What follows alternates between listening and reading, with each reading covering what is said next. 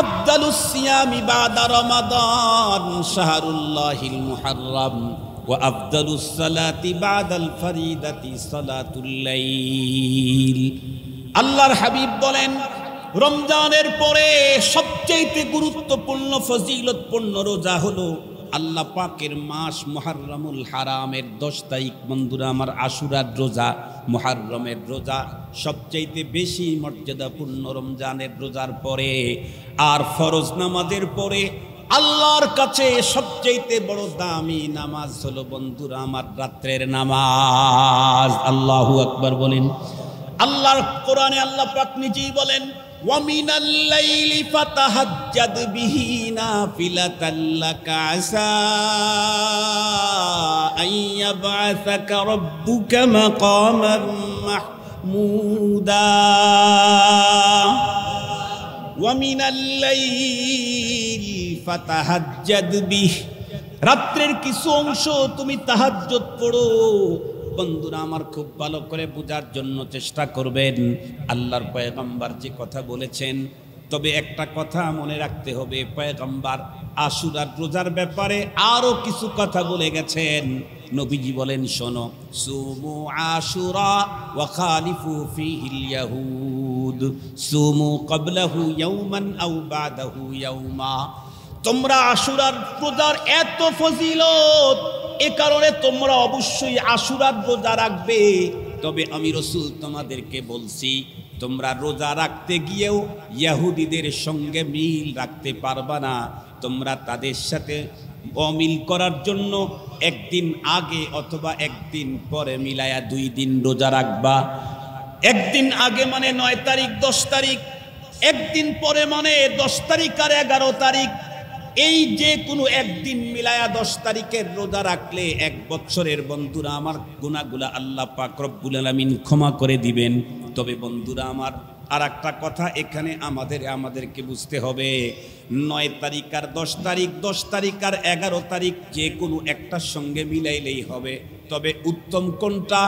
হযরত উলামায়ে কেরাম বলেন, উত্তম হলো 9 তারিখ আর 10 তারিখ মিলিয়ে রাখা। কেন? আল্লাহ পাকের রাসূল সাল্লাল্লাহু আলাইহি ওয়াসাল্লাম এই আশা পেশ করেছিলেন, ব্যক্ত করেছিলেন, আল্লাহ যদি আমাকে আগামী বছর মুহররমুল হারামের এই তারিখ পর্যন্ত বাঁচিয়ে রাখেন, তাহলে আমি 9 আর 10 তারিখের রোজা রাখবো। কিন্তু রব্বুল আলামিন তার হাবিবকে ওই পর্যন্ত সময় দেন নাই, উনি দুনিয়া থেকে চলে গেছেন। আমরা সেই হাবিবের কলিজার টুকরা উম্মত, আমরা আমাদের পয়গম্বরের অন্তরের সেই ইচ্ছা পালন করে 9 তারিখ আর 10 তারিখের রোজা রাখবো ইনশাআল্লাহ। কথা বলেন ইনশাআল্লাহ। মুসলমান ভাইরা আমার খুব ভালো করে বুঝবেন, শুধুই এতটুকু নয়, হযরত ইবনে আব্বাস রাদিয়াল্লাহু তাআলা আনহুর রিওয়ায়াত যদি আপনারা হাদিসের ভিতরে পড়েন, করেন, অনুসন্ধান করেন, তাহলে দেখবেন ইবনে আব্বাস রাদিয়াল্লাহু তাআলা আনহু বর্ণনা করেন, আল্লাহর পয়গম্বর সাল্লাল্লাহু আলাইহি ওয়াসাল্লাম হিজরত করে যখন মদিনায় গেলেন, মদিনায় যাওয়ার পরে দেখলেন মদিনার ইহুদিরা মুহররমুল হারামের 10 তারিখে রোজা রাখে। পয়গম্বর জিজ্ঞাসা করলেন, কি ব্যাপার, তোমরা এই তারিখটাতে রোজার জন্য বেছে নিলে কেন? তখন লোকেরা বলতেছিল, হাদা ইয়াউমুন সালেহ, ওগো আল্লাহর পয়গম্বর, মুহররমের 10 তারিখটাকে রোজার জন্য বেছে নিয়েছি, তার কারণ হলো এই দিনটা অনেক অনেক অনেক মর্যাদাপূর্ণ দিন। কেমনে মর্যাদাপূর্ণ দিন? তারা তখন বলল, এটা এমন একটা দিন যেই দিনে আল্লাহ পাক রব্বুল আলামিন মূসা পয়গম্বর এবং তার গোত্রের লোকদেরকে ফেরাউন এবং তার সৈন্যবাহিনী থেকে আল্লাহ পাক মুক্তি দান করেছিলেন। আর ফেরাউন তার সৈন্যবাহিনীদেরকে আল্লাহ পাক রব্বুল আলামিন সমুদ্রের ভিতরে চুবায়া জাহান্নামে পাঠায়া দিয়েছিলেন।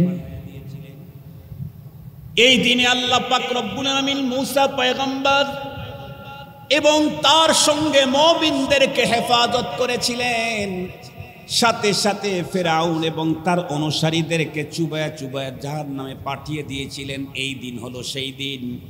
এ কারণে হযরতে মূসা পয়গম্বর সাল্লাল্লাহু আলাইহি ওয়াসাল্লাম যতদিন পর্যন্ত পৃথিবীতে বেঁচে ছিলেন ততদিন পর্যন্ত এই দিনে রোজা রাখতেন। আমরা সেই পয়গম্বরের অনুকরণে আমরাও রমজান, আমরাও মুহাররমুল হারামের 10 তারিখে রোজা রাখি। এ কথা শুনে আমার পয়গম্বর তখন উত্তর করলেন, আনা আহাক্কু ওয়া আউলা মিনকুম বিমূসা আলাইহিস সালাম। নবীজি বললেন, তোমাদের চাইতে আমি মুসা পয়গম্বরের এই ভালো কাজের অনুকরণের জন্য বড় হকদার, আমি সবচাইতে বড় হকদার। কেন বললেন? কারণ সমস্ত নবীদের ভিতরে একজন নবীর সাথে আর একজন নবীর সম্পর্ক ছিল উখুওয়াতের, ভাই ভাইয়ের সম্পর্ক। আপনারা বিশুদ্ধ হাদিস বুখারী শরীফ থেকে যদি এর উদ্ধৃতি নিতে চান, তাহলে মেরাজের হাদিস পড়ে দেখবেন। আল্লাহ পাকের রসুল বলেন যে আমাকে জিবরাইল আমিন যখন প্রথম আসমানের ওখানে গেটের দরজার ওখানে নিয়ে আওয়াজ করলো, বলল ইফতাহিল বাব, গেটটা খুলে দাও। তখন ওই পাশ থেকে গেটের যে জিম্মাদার, গেটম্যান, যে সাহাবী ফেরেশতা, সে জিজ্ঞাসা করলো, মান, কে তুমি গেট খোলার জন্য বলো। হযরত জিবরাইল আমিন উত্তর করলেন, আনা জিবরিল, আমি জিবরাইল গেট খোলার জন্য বলতেছি।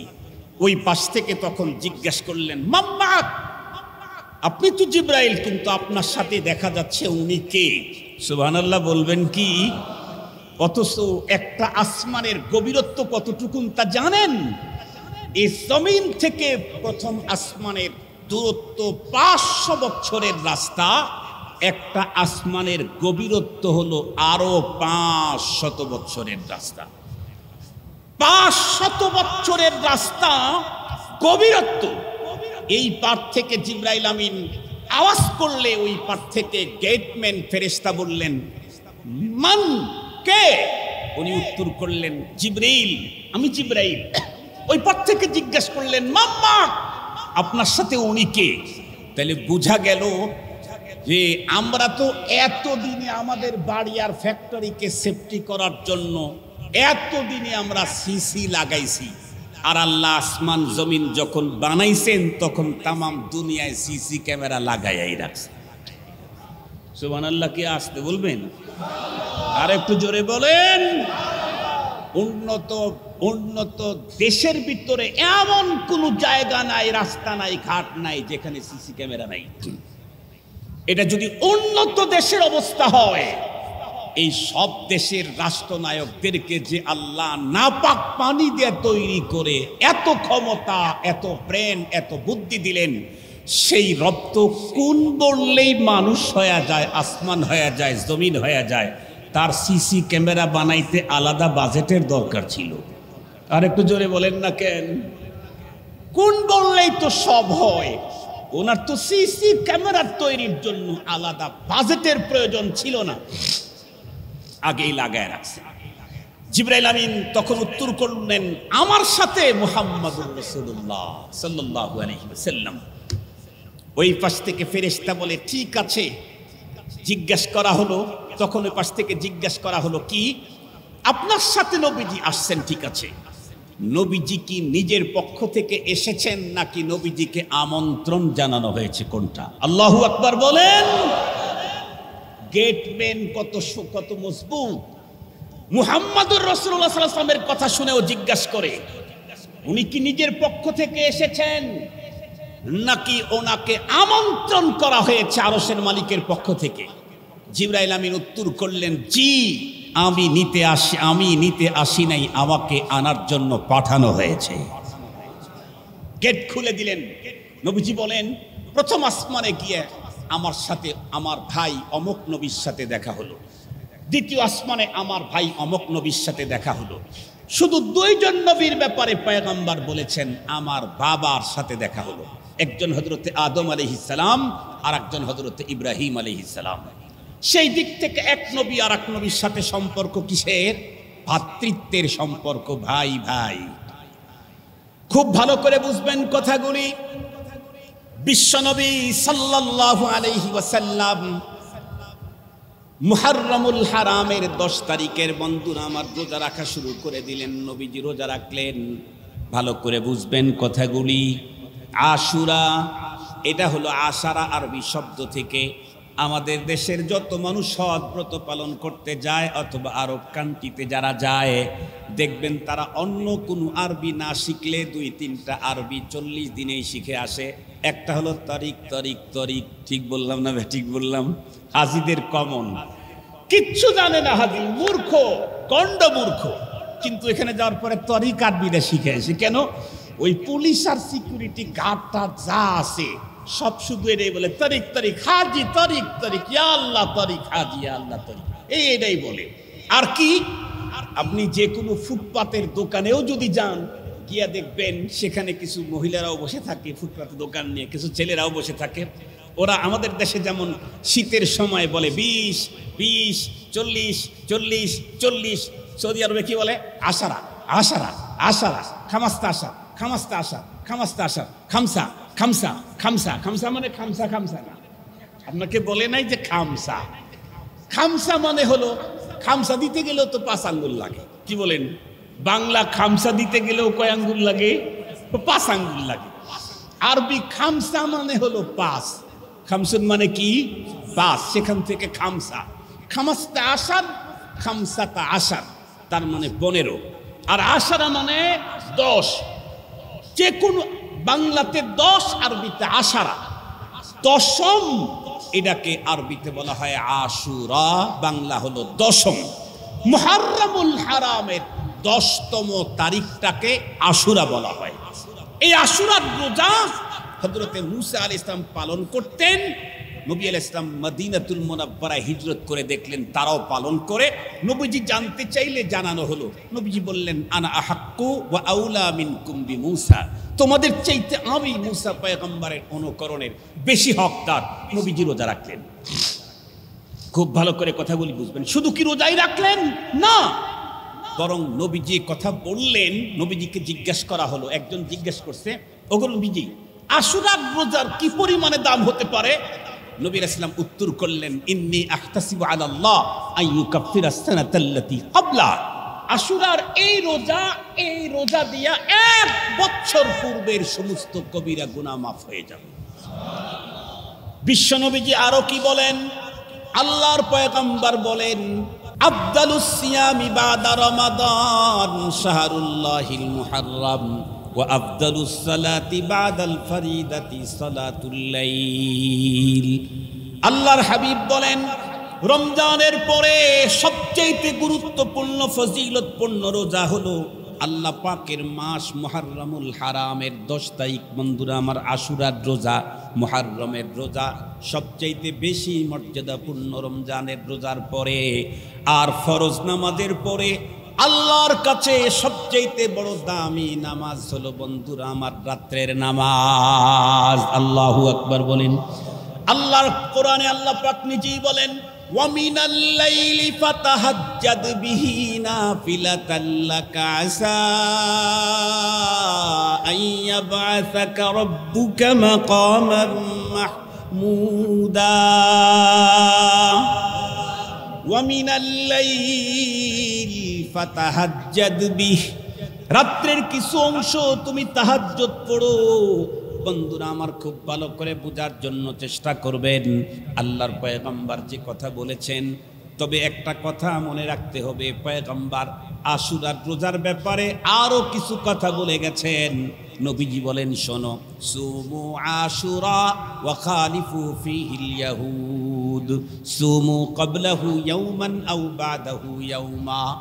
তোমরা আশুরার রোজার এত ফজিলত, এ কারণে তোমরা অবশ্যই আশুরার রোজা রাখবে।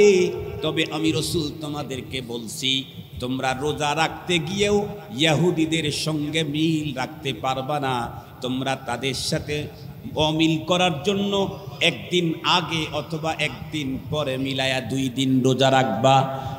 একদিন আগে মানে 9 তারিখ 10 তারিখ, একদিন পরে মানে 10 তারিখ আর 11 তারিখ। এই যে কোনো একদিন মিলায়া 10 তারিখের রোজা রাখলে 1 বছরের বন্ধুরা আমার গুনাহগুলা আল্লাহ পাক রব্বুল আলামিন ক্ষমা করে দিবেন। তবে বন্ধুরা আমার, আর একটা কথা এখানে আমাদেরকে বুঝতে হবে, 9 তারিখ আর 10 তারিখ, 10 তারিখ আর 11 তারিখ যে কোনো একটার সঙ্গে মিলাইলেই হবে। তবে উত্তম কোনটা? হযরত উলামায়ে কেরাম বলেন উত্তম হলো 9 তারিখ আর 10 তারিখ মিলিয়ে রাখা। কেন? আল্লাহ পাকের রাসূল সাল্লাল্লাহু আলাইহি ওয়াসাল্লাম এই আশা পেশ করেছিলেন, ব্যক্ত করেছিলেন, আল্লাহ যদি আমাকে আগামী বছর মুহররমুল হারামের এই তারিখ পর্যন্ত বাঁচিয়ে রাখেন তাহলে আমি 9 আর 10 তারিখের রোজা রাখবো। কিন্তু রব্বুল আলামিন তার হাবিবকে ওই পর্যন্ত সময় দেন নাই, উনি দুনিয়া থেকে চলে গেছেন। আমরা সেই হাবিবের কলিজার টুকরা উম্মত, আমরা আমাদের পয়গম্বরের অন্তরের সেই ইচ্ছা পালন করে 9 তারিখ আর 10 তারিখের রোজা রাখবো ইনশাআল্লাহ।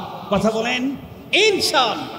যে আমরা বর্তমানে যেই মাসটাতে অবস্থান করতেছি, যেই মাসের 3 তারিখ চলে গিয়ে 4 তারিখ মাত্র শুরু হয়েছে, সেই মাসটার নাম হচ্ছে মুহররমুল হারাম। এটি আরবি বর্ষের নববর্ষের প্রথম মাস। সঙ্গত কারণেই মুহররম এবং আরবি মাস সংক্রান্ত কিছু তথ্য আপনাদের খেদমতে পেশ করা বর্তমান সময়ের দাবি বলে আমার মনে হয়েছে, তাই আমি এই বিষয়টাকে সামনে রেখেই আলোচনা করতে চাচ্ছি। মুহতারাম হাজিরিন, আলোচনাটা অনেক লম্বা, বেশ লম্বা হলে তাহলে কিছু বিষয় খুব ভালো করে বুঝতে পারতেন। যেহেতু আমার পরে মেহমান আছে, রাত্রে আবার চলে যেতে হবে, আগামীকালকে দিনের 12টা বাজে আমার বয়ান ফেনীর বসুরহাটে, দিনের 12টা বাজে। সঙ্গত কারণেই রাত্রে চলে যেতে হবে ইনশাআল্লাহ। ওই গাড়িটা মিস করলে আমাদের কষ্ট হবে। এ কারণেই আমি চাইলেও বয়ানকে এক্সটেনশন করবার কোনো সুযোগ নেই। মসজিদ আল্লাহর ঘরে আমরা বসেছি, কথাগুলি একটু দিল দিয়ে শ্রবণ করতে হবে। আমরা জানি আমাদের দেশে বিলখুসুস 3 প্রকারের মাসের গণনা চালু আছে। একটা হলো আরবি, আর একটা হলো বাংলা, আর একটা ইংরেজি। আমি 3 প্রকারের বর্ষ গণনার প্রথম নম্বরে বলেছি আরবি, দ্বিতীয় নম্বরে বলেছি বাংলা, তৃতীয় নম্বরে বলেছি ইংরেজি। বাস্তবতা হলো এদেশের ম্যাক্সিমাম মানুষ 12টা মাসের নাম যদি জানে তাহলে প্রথম নাম্বার ইংরেজিটাই জানে। প্রথম হলো জানার দিক থেকে, তারিখ সংরক্ষণ করার দিক থেকে ইংরেজিটা সবার আগে, এরপরে বাংলা, এরপরে আরবি। খুব ভালো করে মনে রাখবেন 3 প্রকারের বর্ষ গণনার আরবিকে আমি প্রথম বললাম কেন? কারণ আমাদের প্রত্যেকের ইন্টারন্যাশনাল পরিচয় হলো, সবচেয়ে বড় পরিচয় হলো আমরা মুসলিম। এর চাইতে বড় পরিচয় আমাদের আর নাই। আমাদের সবচাইতে বড় পরিচয় আমি মুসলিম। কেমনে? একেবারে সহজ 2-3 মিনিটের মধ্যেই বলি। আপনাদের এই মহল্লার একটা ছেলে যদি পার্শ্বের মহল্লাতে যায়, তাকে যদি কেউ না চিনে জিজ্ঞেস করে বাবা তোমার পরিচয়, সে প্রথমে পরিচিত হবার জন্য তার বাবার নাম বলবে। কিন্তু তার বাবাকেও ওই মহল্লার লোক যদি না চিনে, তখন সে তার দাদার নামে পরিচিতি লাভ করার জন্য চেষ্টা করবে। তাও যদি না চিনে, তখন সে মহল্লার নাম বলবে। আমাকে চিনলেন না? আমি তো অমুক পাড়ার ছেলে। ও, এখন চিনলাম।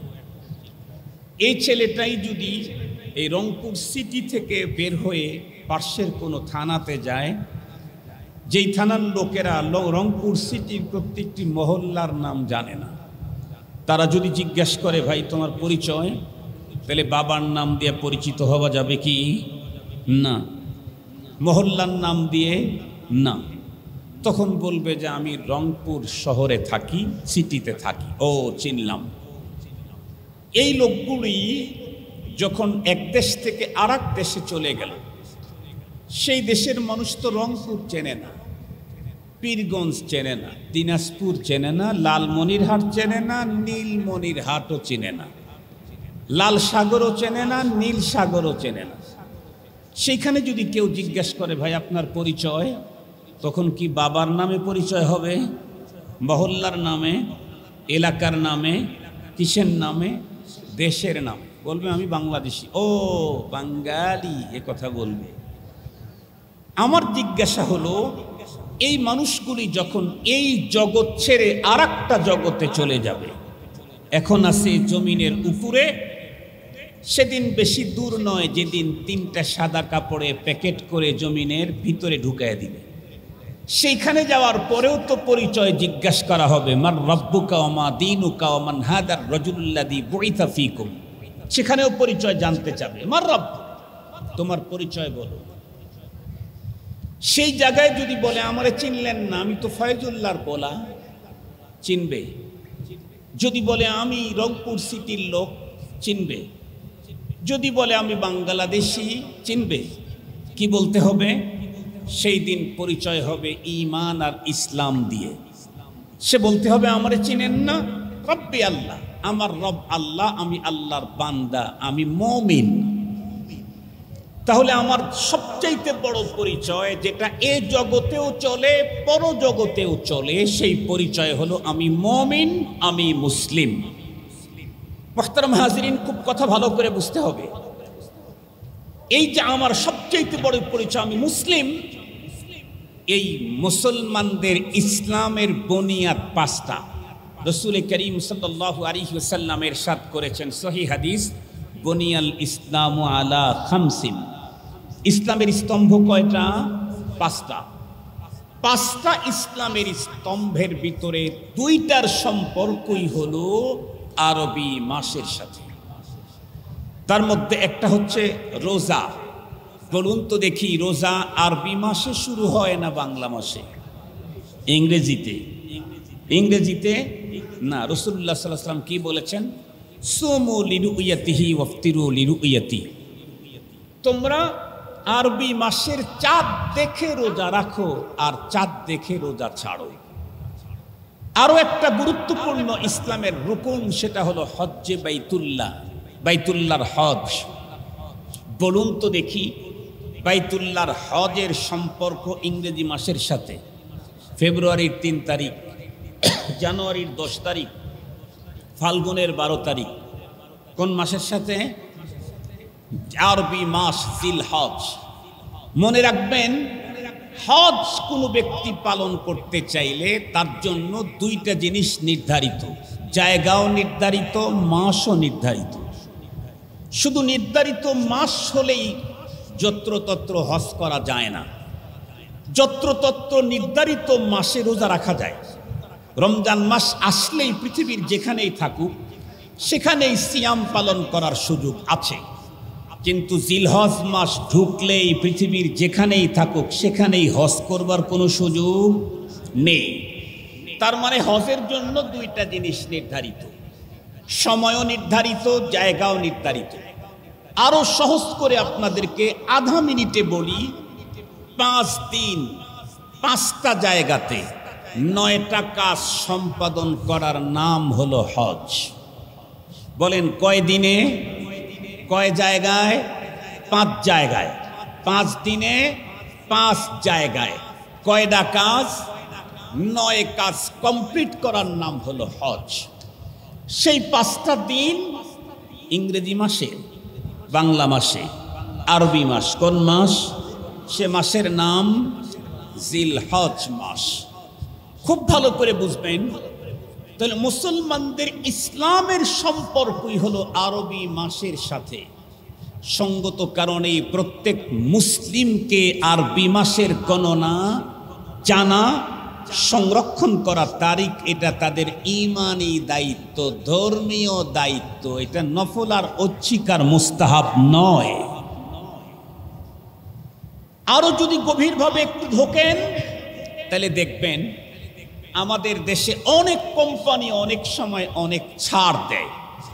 কোনো কোম্পানি ইংরেজি মাসে ছাড় দেয়, কোনো কোম্পানির ছাড় আসে হলো বাংলা মাস। যেমন পহেলা বৈশাখে কেউ ছাড় দেয়, কেউ আবার 31st নাইট পহেলা জানুয়ারি উপলক্ষে, ইংরেজি নববর্ষ উপলক্ষে ছাড় দেয়।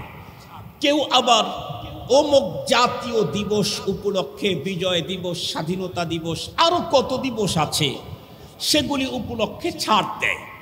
কিন্তু রব্বুল আলামিন তার বান্দাদেরকে যে অফার আর যত ছাড়ের ঘোষণা দিয়েছেন, একটাও ইংরেজি মাসের সাথে দেন নাই, একটাও বাংলা মাসে দেন নাই। প্রত্যেকটি ছাড় আর অফারের ঘোষণা হলো আরবি মাসের সাথে। যেমন রাসূল করিম সাল্লাল্লাহু আলাইহি ওয়াসাল্লাম স্পষ্ট ইরশাদ করেছেন, নবীজি কি বলেন, ইদা কানাত লাইলাতুন নিসফ মিন শাবান ফাকুমু লাইলাহা ওয়া সুমু নাহারাহা। রাসূল করিম সাল্লাল্লাহু আলাইহি ওয়াসাল্লাম স্পষ্ট বলে দিয়েছেন যে শাবান মাসের মধ্যবর্তী রজনী যখন আসবে, তখন তোমরা রাত্রি জাগরণ করো আল্লাহর সান্নিধ্য অর্জনে, আর পরের দিন তোমরা রোজা রাখো। এখানে শাবান বলেছেন নাকি ইংরেজি মাস বলেছেন, না বাংলা বলেছেন? না। আবার যদি আপনারা দেখেন আল্লাহ পাকের রসুল আরো বলেন, কি বলেন? রসুল করিম সাল্লাল্লাহু আলাইহি ওয়াসাল্লাম সাআলান নবী সাল্লাল্লাহু আলাইহি ওয়াসাল্লাম রাজুল, একজন ব্যক্তি পয়গম্বরকে জিজ্ঞাসা করলেন, ওগো আল্লাহর হাবিব, মুহররমের রোজার ব্যাপারে আমি জানতে চাই, এটার মর্যাদা কেমন? আল্লাহ পাকের রসুল তখন উত্তর করলেন, ইন্নী আহতাসিবু আলাল্লাহ আইয়ুকাফিরাস সানাতাল্লাতী ক্বাবলা। মুহররমের রোজা ব্যাপারে আমি রসুল, আল্লাহ পাকের প্রতি আমার আশা হলো এই মুহররমের এই রোজা 1 বছর পূর্বের সমস্ত সগীরা গুনাহ মাপের জন্য যথেষ্ট হয়ে যাবে। এই মুহররমের রোজার কথা বলেছেন নাকি জানুয়ারির রোজার কথা বলেছেন, মার্চের রোজার কথা বলেছেন? আরো জোরে বলেন। ফাল্গুনের রোজার কথা বলেছেন। ফাল্গুনে কোনো রোজা আছে? মার্চে কোনো হজ আছে? এপ্রিলে কোনো যাকাত আছে? কথা বলেন না কেন? কোনো ইবাদত আছে? তাহলে আমি মুসলিম, আমার জীবনের মূল টার্গেটই হলো ইসলাম। সেই ইসলামের সম্পর্ক বাংলা মাসের সাথে না ইংরেজি মাসের সাথে না আরবি মাসের সাথে? তো এখন বলুন, আরবি মাসের গণনা শুধু বাবা জানলেই হবে না সন্তানের ফ্যামিলির সকল সদস্যদেরকে জানাতে হবে? কালকে থেকে আমল করবেন। শুধুই সন্তানদেরকে জানুয়ারি, ফেব্রুয়ারি, মার্চ শিখাইলেন, অথচ মুহররম শিখাইলেন না, জিলকাদা শিখাইলেন না, জিলহিজ্জা শিখাইলেন না, শাবান শিখাইলেন না, রজব শিখাইলেন না, রমাদান শিখাইলেন না। কি কচু শিখাইলেন আপনি? আপনি যে ধর্ম মানেন সেই ধর্মের সম্পর্ক তো জানুয়ারি আর ফেব্রুয়ারির সাথে না, বৈশাখ আর ফাল্গুনের সাথে না। আপনি যে ধর্ম পালন করেন, যে রব মানেন, সেই রবের সকল ওয়াফার হলো আরবি মাসের সাথে। ইংরেজি মাসে কোনো অফার আছে? কোরআন হাদিসের কোনো একটা জায়গায় দেখাইতে পারবে পৃথিবীর কোনো পণ্ডিত? কোশ্চিন কালেও পারবে না। তাহলে আমি মুসলিম, আমার সন্তান, আমি কেন আরবি মাসের নাম জানি না? কেন জানি না? দিন মানতে চাইলে আরবি মাসের নাম আমাকে জানতে হবে। মুহতারাম হাজিরিন, এ কারণেই তো আমাদের এক বুজুর্গ বলেছিলেন, মান নাদানাম জানুয়ারি ও ফেব্রুয়ারি, মান পেদানাম সালো মা পয়গম্বরি। মান নাদানাম জানুয়ারি ও ফেব্রুয়ারি, মান পেদানাম সালো মা পয়গম্বরি। আমাকে জিজ্ঞাসা করো আজকে জানুয়ারির কত তারিখ মিয়া, আমি তো এটা জানি না। কেন? জানুয়ারি দিয়ে কি করব? কারণ জানুয়ারিতে আমার রবের কোনো অফার ঘোষণা নাই। সেখানে আমি গিয়ে কি করব? আমি তো আমার রবের অফার খুঁজি। আমার রব কখন আমাকে অফার দিয়েছেন, আমার রব কোন তারিখে আমার জন্য গিফট প্যাকেট করে রেখে দিয়েছেন, আমার রব কোন রাত্রে আমার জন্য মাগফিরাতের ঘোষণা দিচ্ছেন, আমার রব কোন রাত্রে বেলা ডোবার পর থেকেই বান্দাদেরকে ক্ষমা করার জন্য প্রথম আসমানে আসেন। কোরআন হাদিস খুঁজে দেখছি, একটাও ইংরেজি তারিখে আসে না, একটাও বাংলা তারিখে আসেন না। রব তো এগুলি সব বিলি করেন আরব তারিখে। এ কারণে আমি জানুয়ারি আর ফেব্রুয়ারি চিনি না, আমি পয়গম্বরি মাস চিনি। সুবহানাল্লাহ বলেন। মাসের গণনা কয়টা? 12টা। এটা কবে থেকে? আল্লাহ পাক নিজেই বলেন, ইন্না ইদ্দাতাশ শুহুরি ইনদাল্লাহি 12 শাহরা ফি কিতাবিল্লাহি ইয়াউমা খালাকাস সামাওয়াতি ওয়াল আরদ মিনহা আরবাআতুন হুরুম। খুব ভালো করে বুঝবেন কথাগুলি। কেন? আমাদের দেশের এখনো শতকরা 95% মুসলমান ইসলাম আর ইসলামী ইতিহাস জানে না। ইসলাম জানে না, ইসলাম জানে না। যতটুকুন জানে ভুল ভাল কিছু জানে। সঠিক তথ্য এদেশের এখনো 5% মুসলমানদের কাছেও নেই। মুহররমকে নিয়েই ধূম্রজাল, মুহররমকে নিয়েই ভয়ঙ্কর রকমের বিভ্রান্তি আছে। মুহররমকে নিয়েই আমি আগেই বলেছি, এই সাবজেক্টের উপরে পরিপূর্ণ কথা বলার জন্য আমি একা হবে। আজকের সব হুজুররা যদি এক সাবজেক্টের উপরেই কথা বলতেন কিছুটা বুঝতে পারতেন। আমি সেখানে 40-50 মিনিটে আপনাদেরকে কি বুঝাবো?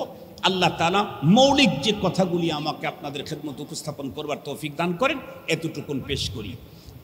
তাহলে আরবি মাস, সমস্ত মাস 12টার উপরে 13 মাস ইংরেজিরাও আবিষ্কার করতে পারে নাই, বাংলাওয়ালাও পারে নাই। কথা বলেন না কেন? আরবিতে 12 মাস, ইংরেজিও 12, বাংলাও 12।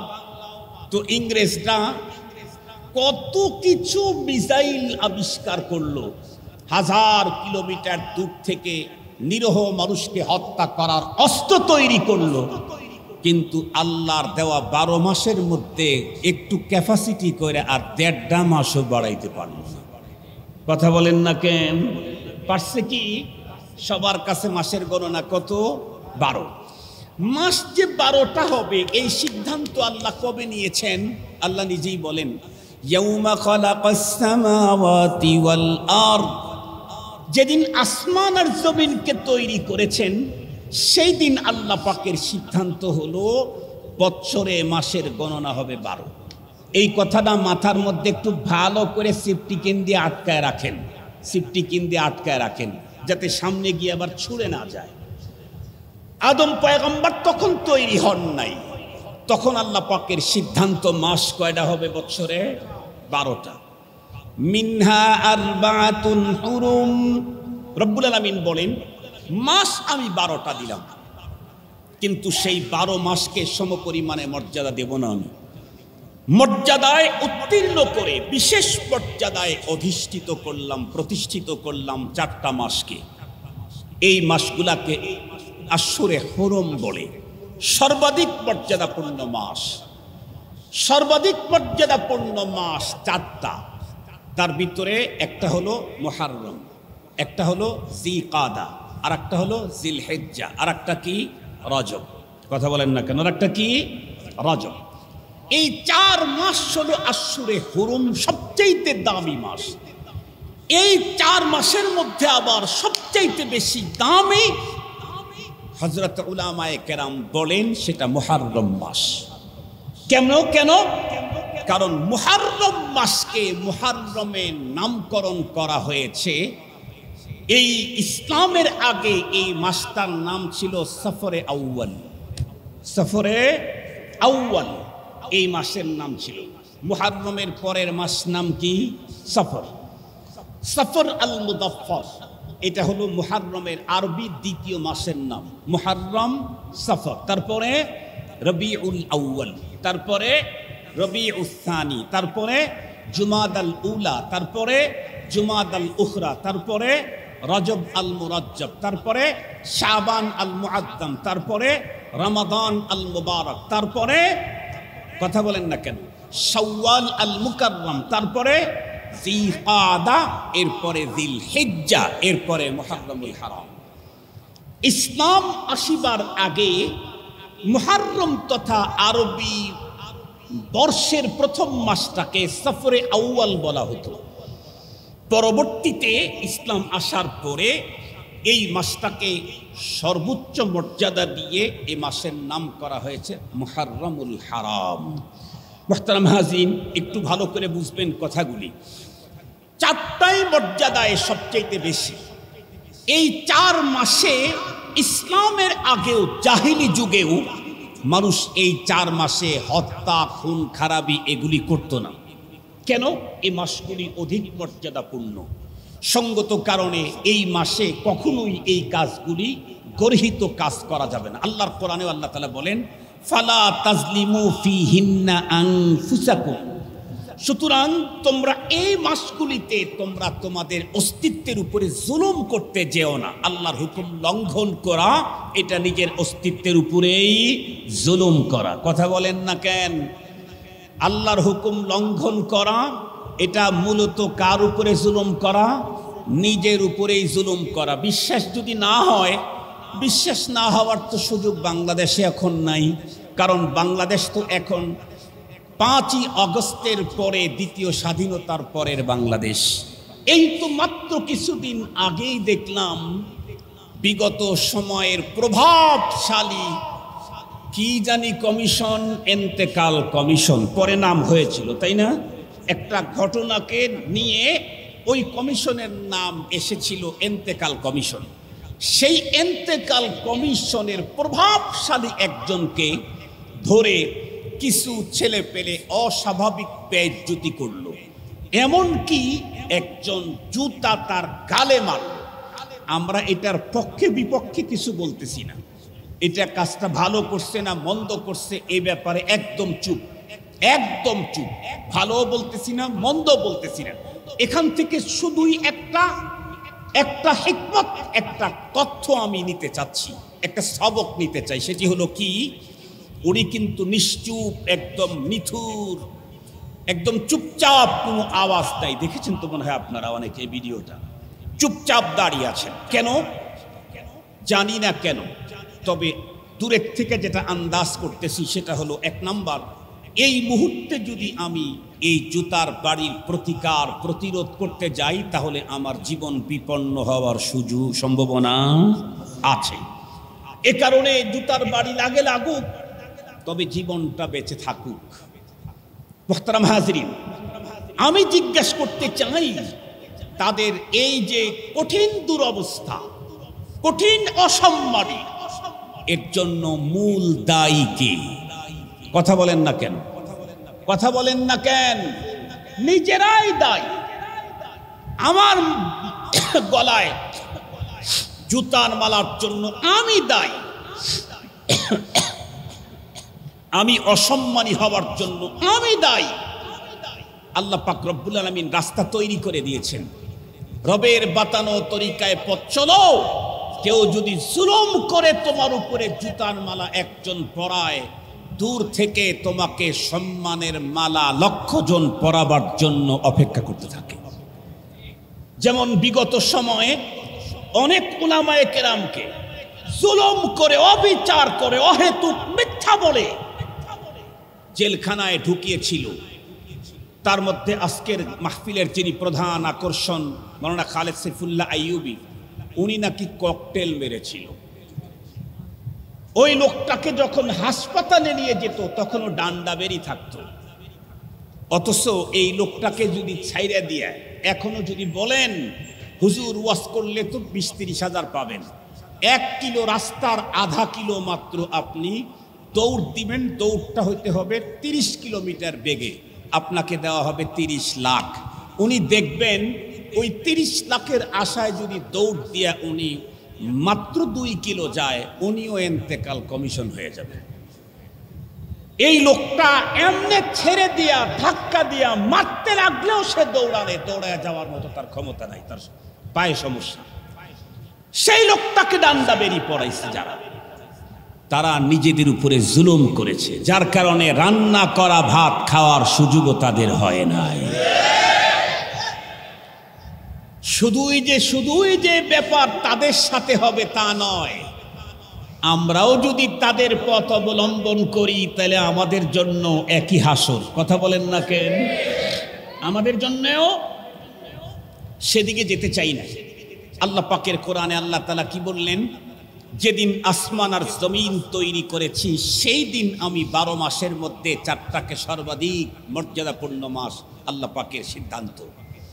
এখন আসেন, আমাদের দেশে বর্তমানে মুহাররমুল হারাম মাস আসলে অধিকাংশ মুসলমান মনে করে মুহাররমের মাস মানেই কারবালার মাস। ঠিক বললাম না ব্যাঠিক বললাম? মুহররমের মাস মানেই বিশ্বনবী সাল্লাল্লাহু আলাইহি ওয়াসাল্লামের নাতি দৌহিত্র অমক অমক অমক ওনাদের দুনিয়া থেকে নির্মমভাবে বিদায় করে দেওয়ার মাস। এই কথাটা আমরা অনেকে মনে করি। এবং মুহররমের 10 তারিখটা মূলত এত বেশি মর্যাদার মূল হলো কারবালার এই ঘটনা, মর্মান্তিক হৃদয় বিদারক ঘটনা ঘটে যাওয়াটাই এই মাস আর এই তারিখটা মর্যাদা হওয়ার জন্য কারণ। এই কথা যারা মনে করেন তাদেরকে আমি বলছি, হযরতে ইমাম হাসান হুসাইন আমাদের নবীজি এমনকি আদম পয়গম্বর তৈরিরও অনেক আগে আল্লাহ পাকের ঘোষণার সিদ্ধান্ত মাস হবে আরবি 12টা, এর মধ্যে মর্যাদায় উত্তীর্ণ মাস হবে 4টা। তার ভিতরে মর্যাদায় প্রথম হলো মুহররমুল হারাম। হুসাইন রাদিয়াল্লাহু আনহু তো দূরের কথা, ওনার নানাজি আমাদের জীবনের চাইতেও বেশি প্রিয় মহানবী মুহাম্মদুর রাসূলুল্লাহ সাল্লাল্লাহু আলাইহি ওয়াসাল্লাম। ওনার পিতা ইব্রাহিম আলাইহিস সালাম, ওনার পিতা আদম আলাইহিস সালামও তখন তৈরি হন নাই যখন আল্লাহ পাক এই মাসকে মর্যাদার সিদ্ধান্ত নিয়েছেন। মুসলমান ভাইরারে আমার খুব ভালো করে বুঝবেন, শুধুই এতটুকু নয়, হযরত ইবনে আব্বাস রাদিয়াল্লাহু তাআলা আনহুর রিওয়ায়াত যদি আপনারা হাদিসের ভিতরে পড়েন করেন অনুসন্ধান করেন তাহলে দেখবেন ইবনে আব্বাস রাদিয়াল্লাহু তাআলা আনহু বর্ণনা করেন আল্লাহর পয়গম্বর সাল্লাল্লাহু আলাইহি ওয়াসাল্লাম হিজরত করে যখন মদিনায় গেলেন, মদিনায় যাওয়ার পরে দেখলেন মদিনার ইহুদিরা মুহররমুল হারামের 10 তারিখে রোজা রাখে। পয়গম্বর জিজ্ঞাসা করলেন, কি ব্যাপার, তোমরা এই তারিখটাতে রোজার জন্য বেছে নিলে কেন? তখন লোকেরা বলতেছিল, হাদা ইয়াউমুন সালেহ, ওগো আল্লাহর পয়গম্বর, মুহররমের 10 তারিখটাকে রোজার জন্য বেছে নিয়েছি, তার কারণ হলো এই দিনটা অনেক অনেক অনেক মর্যাদাপূর্ণ দিন। কেমনে মর্যাদাপূর্ণ দিন? তারা তখন বলল, এটা এমন একটা দিন যেই দিনে আল্লাহ পাক রব্বুল আলামিন মূসা পয়গম্বর এবং তার গোত্রের লোকদেরকে ফেরাউন এবং তার সৈন্যবাহিনী থেকে আল্লাহ পাক মুক্তি দান করেছিলেন। আর ফেরাউন তার সৈন্যবাহিনীদেরকে আল্লাহ পাক রব্বুল আলামিন সমুদ্রের ভিতরে চুবায়া জাহান্নামে পাঠায়া দিয়েছিলেন। এই দিনে আল্লাহ পাক রব্বুল আলামিন মূসা পয়গম্বর এবং তার সঙ্গে মুমিনদেরকে হেফাজত করেছিলেন, সাথে সাথে ফেরাউন এবং তার অনুসারীদেরকে চুবায়া চুবায়া জাহান্নামে পাঠিয়ে দিয়েছিলেন। এই দিন হলো সেই দিন। এ কারণে হযরতে মূসা পয়গম্বর সাল্লাল্লাহু আলাইহি ওয়াসাল্লাম যতদিন পর্যন্ত পৃথিবীতে বেঁচে ছিলেন ততদিন পর্যন্ত এই দিনে রোজা রাখতেন। আমরা সেই পয়গম্বরের অনুকরণে আমরাও রমজান, আমরাও মুহররমুল হারামের 10 তারিখে রোজা রাখি। এ কথা শুনে আমার পয়গম্বর তখন উত্তর করলেন, আনা আহাক্কু ওয়া আউলা মিনকুম বিমূসা আলাইহিস সালাম। নবীজি বললেন, তোমাদের চাইতে আমি মূসা পয়গম্বরের এই ভালো কাজের অনুকরণের জন্য বড় হকদার, আমি সবচাইতে বড় হকদার। কেন বললেন? কারণ সমস্ত নবীদের ভিতরে একজন নবীর সাথে আর একজন নবীর সম্পর্ক ছিল উখুওয়াতের, ভাই ভাইয়ের সম্পর্ক। আপনারা বিশুদ্ধ হাদিস বুখারী শরীফ থেকে যদি এর উদ্ধৃতি নিতে চান তাহলে মেরাজের হাদিস পড়ে দেখবেন। আল্লাহ পাকের রাসূল বলেন যে আমাকে জিবরাইল আমিন যখন প্রথম আসমানের ওখানে গেটের দরজার ওখানে নিয়ে আওয়াজ করলো, বলল ইফতাহিল বাব, গেটটা খুলে দাও। তখন ওই পাশ থেকে গেটের যে জিম্মাদার, গেটম্যান, যে সাহাবী ফেরেশতা, সে জিজ্ঞাসা করলো, মান, কে তুমি গেট খোলার জন্য বলো? হযরত জিবরাইল আমিন উত্তর করলেন, আনা জিবরিল, আমি জিবরাইল গেট খোলার জন্য বলতেছি। ওই পাশ থেকে তখন জিজ্ঞাসা করলেন, মাম্মাক, আপনি তো জিবরাইল, কিন্তু আপনার সাথে দেখা যাচ্ছে উনি কে? সুবহানাল্লাহ বলবেন কি? অথচ একটা আসমানের গভীরত্ব কতটুকুন তা জানেন? এই জমিন থেকে প্রথম আসমানের দূরত্ব 500 বছরের রাস্তা, একটা আসমানের গভীরত্ব হলো আরো 500 বছরের রাস্তা। 500 বছরের রাস্তা গভীরত্ব। এই পার থেকে জিবরাইল আমিন আওয়াজ করলে ওই পার থেকে গেটম্যান ফেরেশতা বললেন, মান কে? উনি উত্তর করলেন, জিবরাইল, আমি জিবরাইল। ওই পার থেকে জিজ্ঞেস করলেন, মাম্মা, আপনার সাথে উনি কে? তাহলে বোঝা গেল যে আমরা তো এতদিনে আমাদের বাড়ি আর ফ্যাক্টরিকে সেফটি করার জন্য এতদিনে আমরা সিসি লাগাইছি, আর আল্লাহ আসমান জমিন যখন বানাইছেন তখন তামাম দুনিয়ায় সিসি ক্যামেরা লাগাইয়াই রাখছে। সুবহানাল্লাহ। কি আসতে বলবেন? আর একটু জোরে বলেন। উন্নত দেশের ভিতরে এমন কোন জায়গা নাই, রাস্তা নাই, ঘাট নাই যেখানে সিসি ক্যামেরা নাই। এটা যদি উন্নত দেশের অবস্থা হয়, এই সব দেশের রাষ্ট্রনায়কদেরকে যে আল্লাহ নাপাক পানি দিয়ে তৈরি করে এত ক্ষমতা, এত ব্রেন, এত বুদ্ধি দিলেন, সেই রব তো কোন বললেই মানুষ হয়ে যায়, আসমান হয়ে যায়, জমিন হয়ে যায়। তার সিসি ক্যামেরা বানাইতে আলাদা বাজেটের দরকার ছিল। আর একটু জোরে বলেন না কেন? কোন বললেই তো সব হয়, ওনার তো সিসি ক্যামেরা তৈরির জন্য আলাদা বাজেটের প্রয়োজন ছিল না, আগেই লাগায় রাখছে। জিবরাইল আমিন তখন উত্তর করলেন, আমার সাথে মুহাম্মাদুর রাসূলুল্লাহ সাল্লাল্লাহু আলাইহি ওয়াসাল্লাম। ওই পাশ থেকে ফেরেশতা বলে, ঠিক আছে। জিজ্ঞাসা করা হলো, তখন ওই পাশ থেকে জিজ্ঞাসা করা হলো, কি আপনার সাথে নবীজি আসছেন? ঠিক আছে, নবীজি কি নিজের পক্ষ থেকে এসেছেন নাকি নবীজিকে আমন্ত্রণ জানানো হয়েছে? কোনটা? আল্লাহু আকবার বলেন। গেটম্যান কত মজবুত। মুহাম্মাদুর রাসূলুল্লাহ সাল্লাল্লাহু আলাইহি ওয়াসাল্লামের কথা শুনেও জিজ্ঞাসা করে, উনি কি নিজের পক্ষ থেকে এসেছেন নাকি ওনাকে আমন্ত্রণ করা হয়েছে আরশের মালিকের পক্ষ থেকে?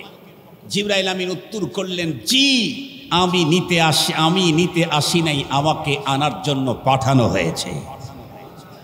গেট খুলে দিলেন। নবীজি বলেন, প্রথম আসমানে গিয়ে আমার সাথে আমার ভাই অমুক নবীর সাথে দেখা হলো।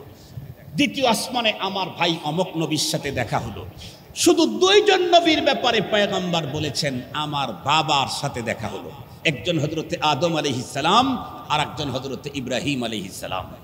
সেই দিক থেকে এক নবী আর এক নবীর সাথে সম্পর্ক কিসের? ভ্রাতৃত্বের সম্পর্ক, ভাই ভাই। খুব ভালো করে বুঝবেন কথাগুলি। বিশ্বনবী সাল্লাল্লাহু আলাইহি ওয়াসাল্লাম মুহররমুল হারামের 10 তারিখের বন্ধুরা আমার রোজা রাখা শুরু করে দিলেন। নবীজি রোজা রাখলেন। ভালো করে বুঝবেন কথাগুলি। আশুরা, এটা হলো আশারা আরবি শব্দ থেকে। আমাদের দেশের যত মানুষ হজ ব্রত পালন করতে যায় অথবা আরব কান্ট্রিতে যারা যায়, দেখবেন তারা অন্য কোনো আরবি না শিখলে 2-3টা আরবি 40 দিনেই শিখে আসে। একটা হলো তরিক তরিক তরিক। ঠিক বললাম না? ঠিক বললাম? হাজিদের কমন, কিচ্ছু জানে না হাজি, মূর্খ, গন্ড মূর্খ। কিন্তু এখানে যাওয়ার পরে তরিক আরবিটা শিখে আসে। কেন? ওই পুলিশ আর সিকিউরিটি গার্ডটা যা আছে সব শুধু এটাই বলে, তরিক তরিক হাজি, তরিক তরিক, ইয়া আল্লাহ তরিক হাজি, ইয়া আল্লাহ তরিক, এটাই বলে। আর কি, আপনি যে কোনো ফুটপাতের দোকানেও যদি যান, গিয়া দেখবেন সেখানে কিছু মহিলারাও বসে থাকে ফুটপাতের দোকান নিয়ে, কিছু ছেলেরাও বসে থাকে। ওরা আমাদের দেশে যেমন শীতের সময় বলে 20, 20, 40, 40, 40, সৌদি আরবে কি বলে? আশারা, আশারা, আশারা, খামাস্তা আশা, খামাস্তা আশা, খামাস্তা আশা, খামসা, খামসা, খামসা। খামসা মানে খামসা, খামসা না, আপনাকে বলে নাই যে খামসা। খামসা মানে হলো, খামসা দিতে গেলেও তো 5 আঙ্গুল লাগে। কি বলেন? বাংলা খামসা দিতে গেলেও কয় আঙ্গুল লাগে? 5 আঙ্গুল লাগে। আরবি খামসা মানে হলো 5। খামসুন মানে কি? 5। সেখান থেকে খামসা। খামাস্তা আশার, খামসাতা আশার, তার মানে 15। আর আশারা মানে 10। যে কোনো বাংলাতে 10, আরবিতে আশারা। 10ম, এটাকে আরবিতে বলা হয় আশুরা, বাংলা হলো 10ম। মুহররমুল হারামের 10তম তারিখটাকে আশুরা বলা হয়। এই আশুরার রোজা হযরতে মুসা আলাইহিস সালাম পালন করতেন, নবী আলাইহিস সালাম মদিনাতুল মুনাওয়ারায় হিজরত করে দেখলেন তারাও পালন করে। নবীজি জানতে চাইলে জানানো হলো। নবীজি বললেন, আনা আহাক্কু ওয়া আউলা মিনকুম বিমূসা, তোমাদের চাইতে আমি মুসা পয়গম্বরের অনুকরণের বেশি হকদার। নবীজি রোজা রাখলেন। খুব ভালো করে কথাগুলি বুঝবেন। শুধু কি রোজাই রাখলেন না, বরং নবীজি কথা বললেন। নবীজিকে জিজ্ঞাসা করা হলো, একজন জিজ্ঞেস করছে, ওগো নবীজি, আশুরার রোজার কি পরিমাণে দাম হতে পারে? নবী আলাইহিস সালাম উত্তর করলেন, ইন্নী আহতাসিবু আলাল্লাহ আইয়ুকাফিরা সানাতাল্লাতী ক্বাবলা, আশুরার এই রোজা দিয়া 1 বছর পূর্বের সমস্ত কবিরা গুনাহ মাফ হয়ে যাবে। বিশ্ব নবীজি আরো কি বলেন? আল্লাহর পয়গম্বর বলেন, আফদালুস সিয়ামি বাদা রমাদান শাহরুল্লাহিল মুহাররম ওয়া আফদালুস সালাতি বাদাল ফরিদাতি সালাতুল লাইল।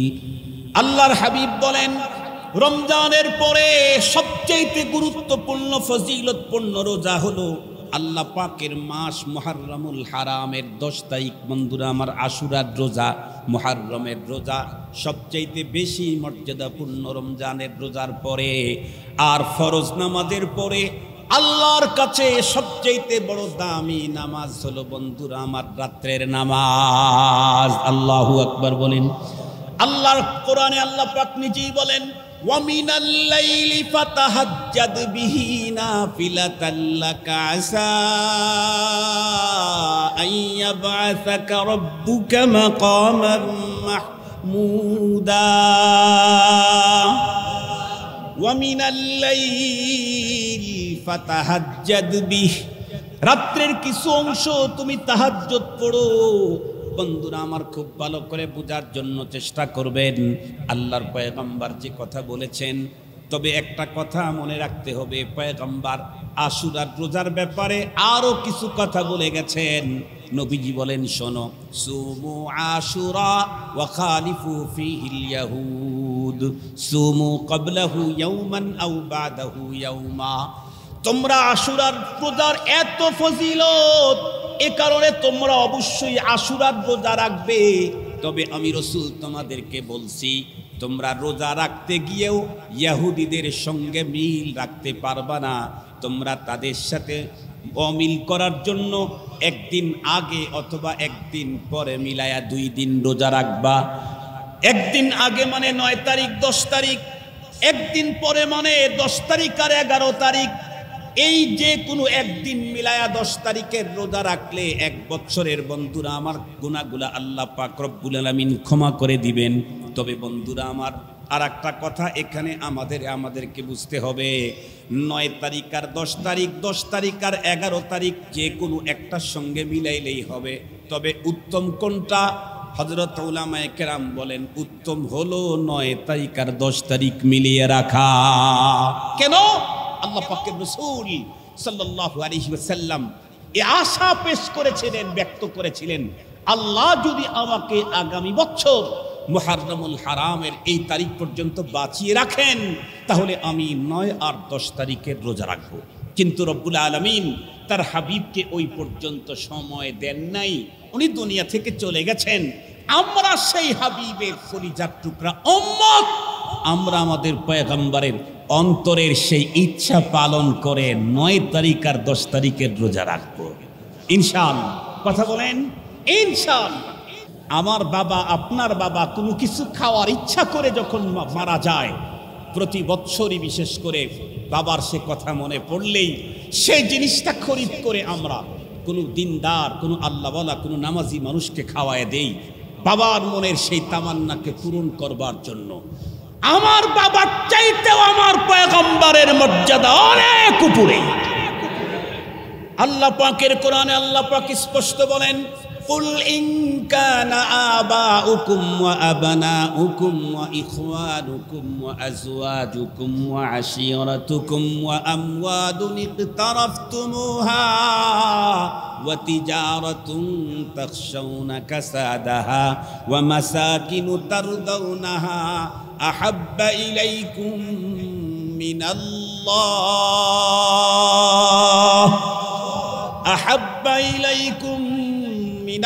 ইলাল্লাহি ওয়া রাসূলিহি ওয়া জিহাদিন ফি সাবিলিহি ফাতারাব্বাসু হাত্তা ইয়াতিয়াল্লাহু বিআমরি ওয়াল্লাহু লা ইয়াহদিল কওমাল ফাসিকিন।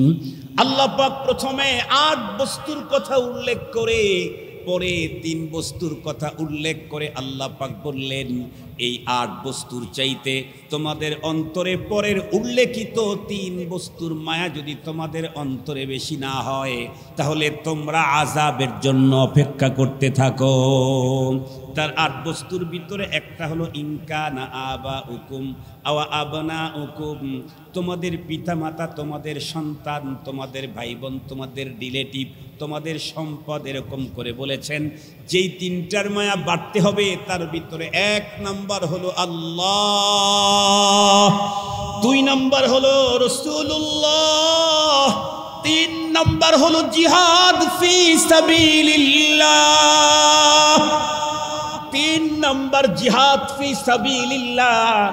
ও ইমানদার, জিহাদকে তুমি জঙ্গিবাদ বলে টিটকারি মারো, তোমার মতো মুমিনের জন্য আল্লাহর জান্নাত মানায় না।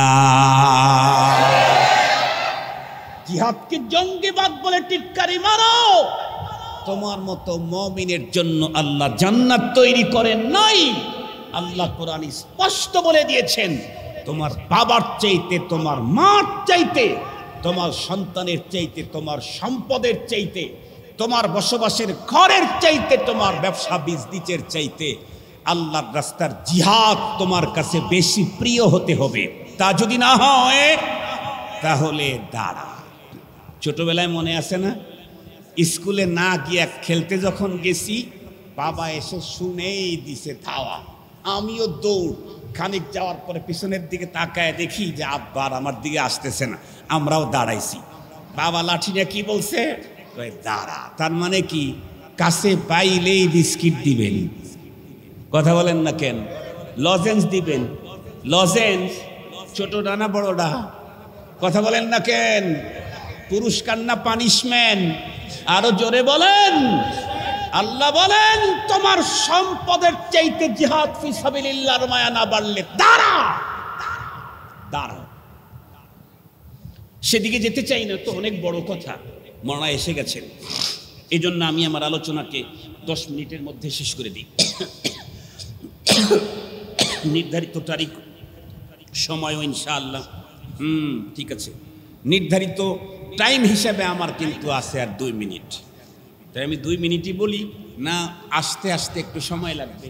উনি আসা পর্যন্ত বলি, যতটুকু বলতে পারি। লস তো হইব না, নাকি বলেন?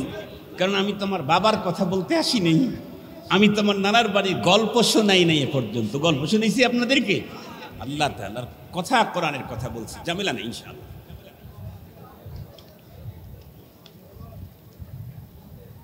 তো বলতেছিলাম, মুহতারাম হাজিরিন, মুহররমুল হারাম রোজা রাখো।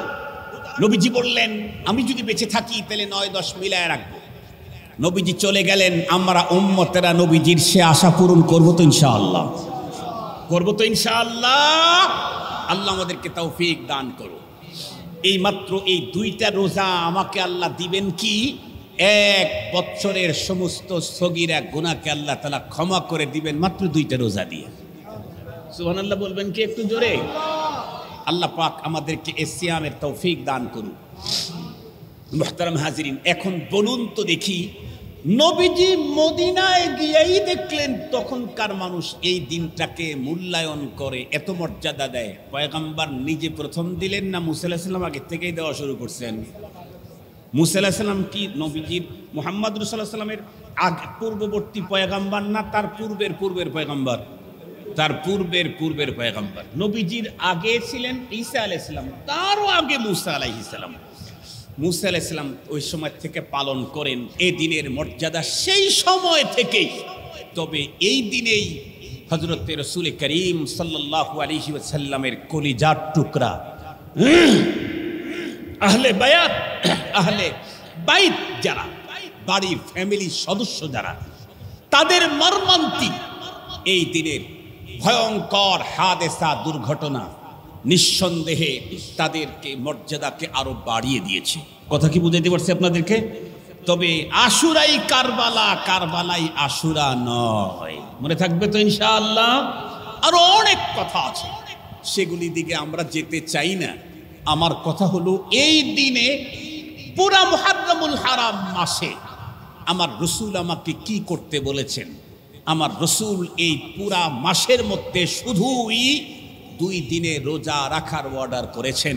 কোনো রাত্রি পালনের কোনো বিধান নাই, অন্য কোনো কাজ করবার কোনো পারমিশন নাই। বাতি জ্বালাবেন, আলোকসজ্জা করবেন, হালুয়া রুটি বানাবেন, তাজিয়া করবেন, পিঠ চিরবেন আর ফারবেন আর হায় হুসাইন বলবেন, কোনো পারমিশন, কথা বলেন না কেন, কোনো পারমিশন নেই। ইসলাম পারমিশন দেয় নাই, আমার জন্য পারমিশন নাই। এগুলি করব তো খোদায়ে পাকের গজবের ভিতরে পড়ব। রব আগেই বলে দিলেন, ফালা তাজলিমু ফিহিন্না আনফুসাকুম, খবরদার, সারাটা বছরই তো আমার, এর মধ্যে সর্বাধিক মর্যাদাপূর্ণ মাস হলো 4টা। সারা মাসে সারা বছরই তো অপরাধ করা যায় না, বিশেষ করে এই 4 মাস আরো করা যায় না। বলেন তো দেখি, তামাম জমিন কার? আরো জোরে বলেন, তামাম জমিন কার?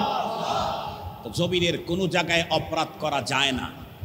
এই মসজিদের জমিনটা কার?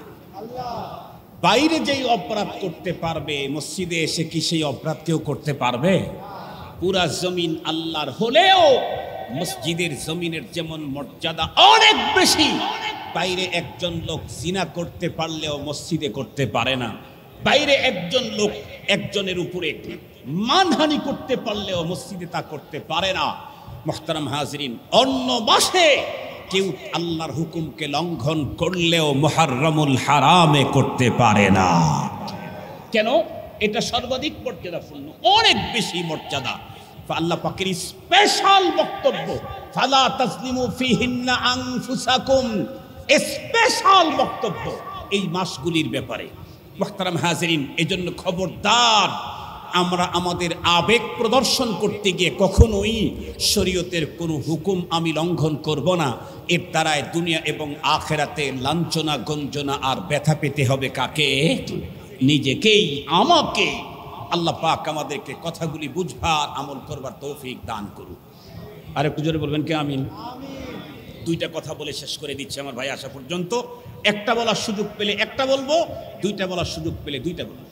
1 নাম্বার কথা হলো, আল্লাহ পাকের রসুল কি বললেন? এত দামি রোজা, আশুরার রোজা, সওম, নবীজি বলেন তোমরা এটা রাখো। তবে সাথে সাথে বললেন, ওয়া খালিফু ফিহিল ইয়াহুদ, খবরদার ইহুদিদের সাথে মিল করতে পারবা না। তারা একটা রাখে, তোমরা কয়টা রাখো? এবার আসুন, রোজার মতো ইবাদত, যেই ইবাদতের জাযা সম্পর্কে রমজানের রোজার ব্যাপারে আল্লাহ নিজেই বলেন হাদিসে কুদসি, ইল্লা সাওম ফাইন্নাহু লি ওয়া আনা আজিজি বিহি আও উজজা বিহি। বিশ্ব নবীজি বলেন, আল্লাহ পাক নিজেই বলেছেন, বানি আদমের প্রতিটি নেক আমলের মর্যাদা এত থেকে এত গুণে বেড়ে যায়, তবে রোজা এমনই একটা আমল যে রোজা বান্দা আমার জন্যই রাখে, এ কারণে রোজার প্রতিদান স্বয়ং আল্লাহ আমি নিজেই হয়ে যাব। রোজা কেন ফরজ করেছিলেন রব্বুল আলামিন তাও বলেন, কেন ফরজ করেছেন? আল্লাহ বলেন, ইয়া আইয়ুহাল্লাযীনা আমানু কুতিবা আলাইকুমুস সিয়ামু কামা কুতিবা আলাল্লাযীনা মিন ক্বাবলিকুম লাআল্লাকুম তাত্তাকুন। আল্লাহ পাক বান্দাকে তার বন্ধু বানাবার জন্য রোজার বিধান দিয়েছেন। যেই বিধান দিয়ে আল্লাহর বান্দা আল্লাহর বন্ধু হয়, এমন গুরুত্বপূর্ণ বিধান হলো সিয়াম। সেই সিয়ামেরই বন্ধুরা আমার একটা হলো আশুরার রোজা। অথচ এই রোজা রাখতে গিয়েও আল্লাহ বললেন, ও আমার অনুসারী, আমার মুত্তাবিঈন উম্মতের দল, খবরদার, এত বড় দামি ইবাদত করতে গিয়েও যেন ইহুদিদের সঙ্গে মিলে না যায়। ইবাদতের এত দামি ইবাদত, যেই ইবাদতের জাযা স্বয়ং আল্লাহ নিজ হাতে দিবেন অথবা নিজেই তার জাযা হয়ে যাবেন, এত দামি ইবাদত করতেও শরীয়ত কি বলল, নবীজি কি বললেন? নবীজি বললেন, খবরদার, এখানে এত দামি ইবাদত করতেও ইহুদিদের সাথে সামঞ্জস্যতা যেন না হয়। তাহলে আমি জিজ্ঞাসা করতে চাই, তাহলে আমি আমার বাড়িটা কি ইহুদিদের কাটিংয়ে বানানো দরকার? আমার মেয়েটার শিক্ষা দীক্ষা তাদের মতো করে করা দরকার? এ মিয়া, এখন কথা বলেন না কেন? কথা বলেন না কেন? ঘর সাজানো কি পশ্চিমাদের মতো সাজানো দরকার? আমার সন্তানের ড্রেসটা ইহুদিদের মতো হওয়া দরকার, হিন্দুদের মতো হওয়া দরকার। আরো জোরে বলেন, নাসারাদের মতো হওয়া দরকার।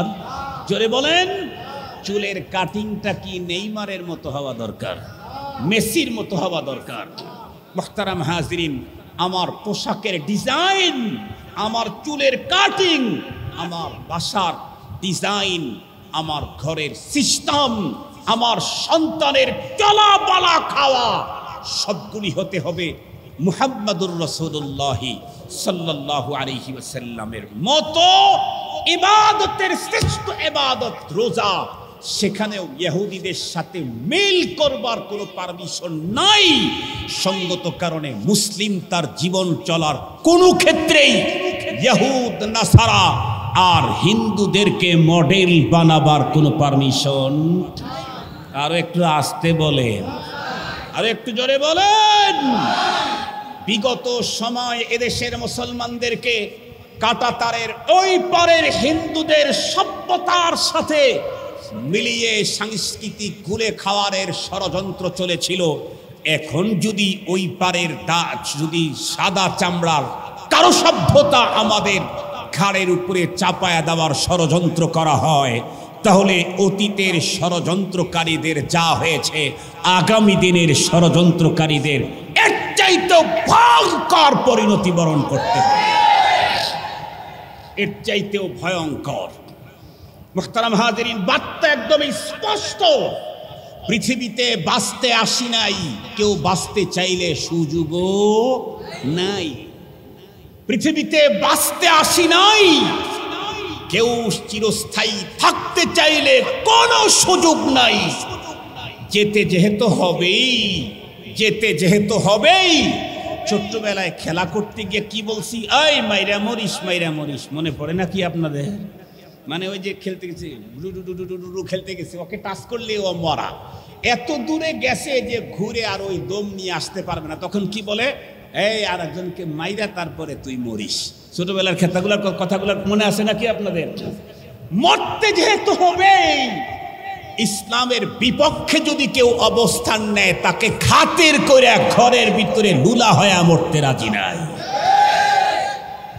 মুহতারাম হাজিরিন, স্পষ্ট কথা, মৃত্যু তো আসবেই, মৃত্যু তো আসবেই। মৃত্যুটা যেন আমার এমন হয়, আমার মৃত্যু হইতে দেরি হবে, রবের পক্ষ থেকে আমাকে দুলার সাজে সাজায়া জান্নাতে বরণ করতে দেরি হবে না। এমন মরণ চাই। কথা বলেন না কেন? এমন মরণ চাই। বার্তা স্পষ্ট। আমরা কেবলই মাত্র মুহাম্মদুর রাসূল সাল্লাল্লাহু আলাইহি ওয়াসাল্লামের শিক্ষা সংস্কৃতি আমাদের জীবনে বাস্তবায়ন করব ইনশাআল্লাহ। ইনশাআল্লাহ আমার সন্তানকে পয়গম্বরী তাহজিব আর তামাদ্দুন শিক্ষা দিতে হবে। মনে রাখেন, রংপুর নতুন সিটির নতুন ভদ্র ভাইয়েরা, মনে রাখেন, সন্তানকে যদি আল্লাহর পাঠানো পথ পদ্ধতি না শিখান, সন্তান শুধু রব থেকেই দূরে চলে যাবে না, বরং ওই সন্তান আপনাকে আপনার ঘর থেকে বের করে বৃদ্ধাশ্রমে পাঠাবে। ও শুধু রব থেকে দূরে চলে যাবে তা, আপনার কষ্টে অর্জিত ঘর থেকে বের করে আপনাকে রাস্তায় ফেলে দিয়ে আসবে। ঘটনা কি বাংলাদেশে অস্বাভাবিক না দৈনন্দিনের ঘটনা? আরেকটু জোরে বলেন। ঢাকা শহরে আমি 2টা মসজিদে জুমার নামাজের পড়াই। একটা বনশ্রী সেন্ট্রাল মসজিদ, ওইখানে এক ভদ্রলোকের একটা ছেলে একটা মেয়ে। সে তার ছেলেকে হাফেজ আলেম বানানোর জন্য এতটাই মরিয়া হয়ে লাগছে, ছেলেকে নর্মাল মাদ্রাসায় দিলে সেখানে থাকতে পারে না, খাইতে পারে না, পরিবেশ মেলে না। শেষে মাদ্রাসায় একটা দিয়েছে তার একটা ছেলেকে শুধু হাফেজ বানানোর জন্য। মাদ্রাসায় একটা স্টাফ করছে। তো আমি ওর একদিন, ও আমার খুব কাছের মানুষ, বয়স আমার অনেক ছোট, আমাকে বলে হুজুর, আমি বলি কি ব্যাপার, এই আপনি রাজধানীতে থাকেন, ভিআইপি এরিয়াতে থাকেন, একটা মাত্র সন্তান, তাকে আপনি হুজুর বানাইতেছেন এবং হুজুর কেন হচ্ছে না, পেরেশান, প্রতিদিন দোয়া নেন, প্রতি সপ্তাহে ছেলেকে সাথে করে নিয়ে আসেন, শেষ পর্যন্ত একটা সন্তানকে হাফেজ বানানোর জন্য মাদ্রাসায় একটা শুরু করে দিলেন, প্রতি মাসে একটা মাদ্রাসায় ব্যয় আছে না অনেক টাকা। উনি বললেন হুজুর, আমি আমার সন্তানকে হাফেজ আলেম বানানোর জন্য এত পাগল হয়েছি, আমার ডান পামের বাড়িওয়ালাদের সন্তানদের আচার আচরণ দেখি, কি কত কষ্ট করে বাবায় জীবনের শুরু থেকে 60 বছর পর্যন্ত হাড়ভাঙ্গা পরিশ্রম দিয়ে মাত্র 7 তলা বাড়িটা তৈরি করলো, রিটায়ারমেন্টের পরে এসে একটু আরামে নিজের তৈরি করা বাড়িতে থাকবে, কিন্তু ছেলে আর ছেলের বউ বাবার বাড়ি থেকে তাকে বের করে দিচ্ছে। আমার যেহেতু একটাই ছেলে, আমি চাই না আমার সন্তান আমার বার্ধক্যতায় আমাকে বৃদ্ধাশ্রমে রেখে আসুক, আমি চাই আমার সন্তান আমার বার্ধক্যতায় আমার মাথার কাছে দাঁড়িয়ে আল্লাহর কোরআন তেলাওয়াত করুক। মুসলমান ভাইরা রে, আমার লম্বা কথা নয়, শেষ কথাটা আমি আপনাদের খেদমতে বলি, সেটি হলো মুসলমানদের ইসলামের বন্ধুরা আমার বর্ষের গণনা শুরু হয়েছে হলো হিজরি থেকে, তার মানে পয়গম্বরের হিজরি থেকে, মক্কাতুল মুকাররমা থেকে পয়গম্বর মদিনাতুল মুনাওয়ারায় হিজরত করে আসছেন, তখন থেকে মুসলমান বন্ধুরা আমার আরবি মাসের গণনা স্টার্ট করেছে। কিন্তু বন্ধুরা আমার ইহুদিদের তাদের মাসের গণনা শুরু হয়েছে তাদের পয়গম্বরের জন্মদিবস থেকে। কেউ বন্ধুরা আমার তাদের পয়গম্বরের জন্মদিবসকে সামনে নিয়ে বর্ষ গণনা করে, কেউ বা বন্ধুরা আমার তাদের মান্যবর ব্যক্তিদের মৃত্যু দিবসটাকে সামনে নিয়ে বর্ষ গণনা করে। কিন্তু ইসলামের সাহাবায়ে কেরাম পয়গম্বরের জন্মদিবসটাকে নিয়ে বর্ষ গণনা শুরু করেন নাই, পয়গম্বরের দুনিয়ার থেকে বন্ধুরা আমার চলে যাওয়া নিয়েও বন্ধুরা আমার বর্ষ গণনা শুরু করেন নাই। কারণ একজন মানুষের জীবন আর বন্ধুরা আমার মরণ, এটা দামি হয় কখন, যখন তার কর্ম দামি হয়। আল্লাহ পাকের রসুল বলেছেন, তোমাদের হাসর হবে কেমন, তোমাদের মরণ হবে যেমন, তোমাদের মরণ হবে কেমন, তোমাদের জীবন হবে যেমন। একজন মানুষ দামি হয় বন্ধুরা আমার তার কর্মের দ্বারায়। আর আল্লাহ পাকের পয়গম্বরের সবচেয়ে বড় যুগান্তকারী কর্মের ভিতরে বন্ধুরা আমার একটা বড় কর্ম হলো শুধু দ্বীনের জন্য, ইসলামের জন্য বন্ধুরা আমার মাতৃভূমি তো শুধু মাতৃভূমি নয়, বরং খানায়ে কাবার জমিন, সাফা মারওয়ার জমিন, মিনা মুজদালিফার জমিন, ও মুসলমান আরাফার জমিনকে পর্যন্ত ত্যাগ করে পয়গম্বর চলে গেলেন আল্লাহর দ্বীনের জন্য। বন্ধুরা আমার সেই কর্মটাকে কিয়ামত পর্যন্ত মুসলমান যাতে এটা তাদের মাথায় রাখে, তাদের মাথায় যেন থাকে আমার পয়গম্বর দ্বীনের জন্য মাতৃভূমি ছেড়েছেন, আল্লাহর ঘরের এরিয়া ছেড়েছেন, মিনা মুজদালিফা সাফা মারওয়া ছেড়েছেন, আমরাও দ্বীনের জন্য পৃথিবীর সবগুলাকে ছেড়ে দিতে পারি, কিন্তু কোনো অবস্থাতেই দ্বীন থেকে দূরে যেতে পারি না। আমাদের আজকের একটাই আমার আহ্বান আপনাদের কাছে, হিজরি সন প্রথম বছর হলো মুহররমুল হারাম, বিশ্বনবী সাল্লাল্লাহু আলাইহি ওয়াসাল্লামের হিজরতের জিনিসটাকে নিয়েই আরবি বর্ষের গণনা। এখান থেকে আমাদের কাছকে দীপ্ত শপথ গ্রহণ করতে হবে, সব ছাড়তে পারি, দিন আর দিনদারদের কখনো ছাড়তে পারি না। সব পর করতে পারি, দিন আর দিনদারদেরকে কখনো পর ভাবতে পারি না। আল্লাহ পাক রব্বুল আলামিন আমাদের প্রত্যেককে হিজরি সনের প্রথম মাসের আজকের দিনের বরকতপূর্ণ মজলিসের এই জায়গা থেকে আলোচিত কথাগুলি অন্তরে স্থান দিয়ে আগামী দিন চলার তৌফিক দান করুক। ওয়া আখিরু দাওয়ানা আলহামদুলিল্লাহি রাব্বিল আলামিন।